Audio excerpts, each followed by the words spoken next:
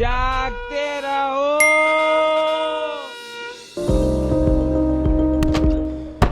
भारी नुकसान हो गया यार। अरे क्या हुआ, कोई चोरी वोरी हो गई क्या? भाई चोरी नहीं, घाटा हो गया, घाटा। घाटा हो गया? कैसे? कहीं पैसे लगा दिए थे क्या? यही तो रोना है मेरे भाई कि कहीं पैसे लगाए नहीं, सिर्फ बैंक अकाउंट ही पड़े रह गए सारे पैसे। यार ये पहेली मत बुझाओ, सीधे सीधे बताओ कि हुआ क्या। यार मेरे ना बैंक में सेविंग्स अकाउंट में पैसे पड़े हैं। तो यार ये तो अच्छी बात है ना कि अकाउंट में पैसे हैं। अगर घर पे रखेगा तो खर्च हो जाएंगे। यार अगर सेविंग्स अकाउंट के बजाय वही पैसे कहीं एफडी में कन्वर्ट कर देता तो कितना फायदा होता। अंकित की तरह सेविंग्स अकाउंट में मोटा बैलेंस रखने की गलती कहीं आप भी तो नहीं कर रहे? जागिए और अपने बचत खाते में सो रहे पैसों पर बेहतर रिटर्न कमाइए। समझिए कैसे अंकित ने अपना ही नुकसान किया।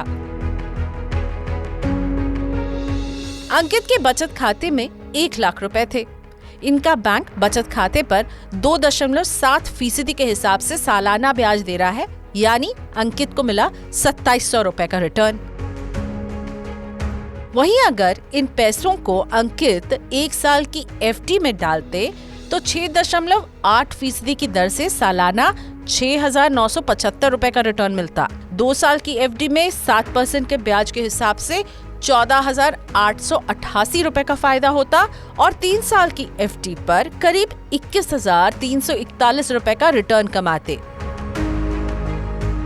तीनों ही समय सीमा की फिक्स डिपॉजिट उन्हें सेविंग्स अकाउंट से ज्यादा रिटर्न दिलवाते। मई 2022 से रिजर्व बैंक ने ब्याज दरों को बढ़ाना शुरू किया था। पिछले करीब 1 साल में आरबीआई ने कर्ज देने की दर यानी रेपो रेट में 2.5% की बढ़ोतरी की है, जिसके बाद बैंकों ने भी जमा पर ब्याज दरें बढ़ाई थी। देखते ही देखते 4.5 से 5% के बीच झूलती फिक्स डिपॉजिट्स अब 6.5 से 7% का रिटर्न दे रही हैं। बैंकों के लिए फिक्स डिपॉजिट पैसा जुटाने का एक जरिया है। ऐसे में बैंक एफडी पर ज्यादा ब्याज देकर तय समय सीमा के लिए पैसों का इंतजाम करते हैं। बैंकों ने बचत खाते पर कम ब्याज रखा है और एफडी पर ब्याज बढ़ाते गए ताकि लोग एफडी में पैसा लॉक करें। हुआ भी ऐसा ही। मार्च 2023 में आरबीआई का डेटा बताता है कि बैंक में एफडी जमा में 13.2% की बढ़त दिखी, वहीं सेविंग्स अकाउंट में इसका आधा करीब 7.3% की ही बढ़त दर्ज हुई। स्टेट बैंक ऑफ इंडिया के 1 साल की फिक्स डिपॉजिट पर 6.80% ब्याज मिल रहा है, वहीं 1 साल तक बचत खाते में पैसे रखने पर केवल 2.70% ब्याज है। एचडीएफसी बैंक की 1 साल की एफडी पर 6.60% का ब्याज है, तो सेविंग्स अकाउंट पर इसके आधे से भी कम 3% का ही ब्याज मिल रहा है। इसी तरह आईसीआईसीआई बैंक की 1 साल की एफडी का ब्याज है 6.70% और सेविंग्स अकाउंट पर ब्याज केवल 3% है। कम से कम पैसा सेविंग्स में रखें और अगर रखें भी तो स्वीप इन स्वीप आउट की फैसिलिटी अवश्य इस्तेमाल करें। स्वीप इन स्वीप आउट का मतलब ये होता है कि आप मान लीजिए सेविंग्स में मिनिमम 10,000 छोड़ के या 25,000 छोड़ के, जो भी अलग अलग बैंकों का रूल हो उसके मुताबिक उसके ऊपर का जितना पैसा है वो ऑटोमेटिकली फिक्स डिपॉजिट में कन्वर्ट कर देते हैं। बैंक आपको एक बार अपनी जो इंस्ट्रक्शंस देने की आवश्यकता है, बैंक अपने आप सिस्टम जो है वो उसको फिक्स डिपॉजिट में कन्वर्ट कर देता है। ये समय एफडी करने के लिए बिल्कुल सही है, क्योंकि अभी एफडी करेंगे तो आगे के लिए ऊंचे ब्याज को लॉक कर पाएंगे।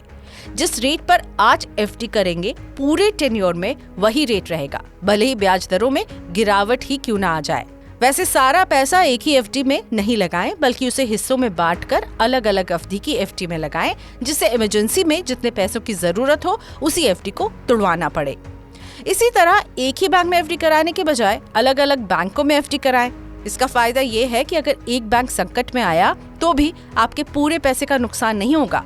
बैंक के संकट में फंसने पर 5 लाख रुपए तक की जमा सुरक्षित रहती है। अगर आपके भी बचत खाते में 2 महीने के खर्च से ज्यादा रकम है तो ये आप बहुत बड़ी गलती कर रहे हैं, खास करके तब जब एफडी पर ब्याज ज्यादा मिल रहा है। अंकित की तरह बैंक बैलेंस को निहारने से बेहतर होगा कि इसे फिक्स डिपॉजिट में डाल दें। इससे पैसा सुरक्षित तो रहेगा ही और रिटर्न भी आपको मिलेगा। एफडी करने का फैसला अगर आपको लेना है तो जल्दी लीजिए, क्योंकि अप्रैल की मॉनेटरी पॉलिसी मीटिंग में आरबीआई ने दरों को पुराने स्तर पर बरकरार रखा है और अंदेशा जताया जा रहा है कि अब ब्याज दरों में और वृद्धि नहीं होगी। इसलिए अभी ही मौका है, इससे पहले कि बैंक फिक्स डिपॉजिट के ब्याज को गिराना शुरू कर दें। तो बचत खाते में रखे पैसे को बैंक एफडी में शिफ्ट कीजिए, इसी में समझदारी है।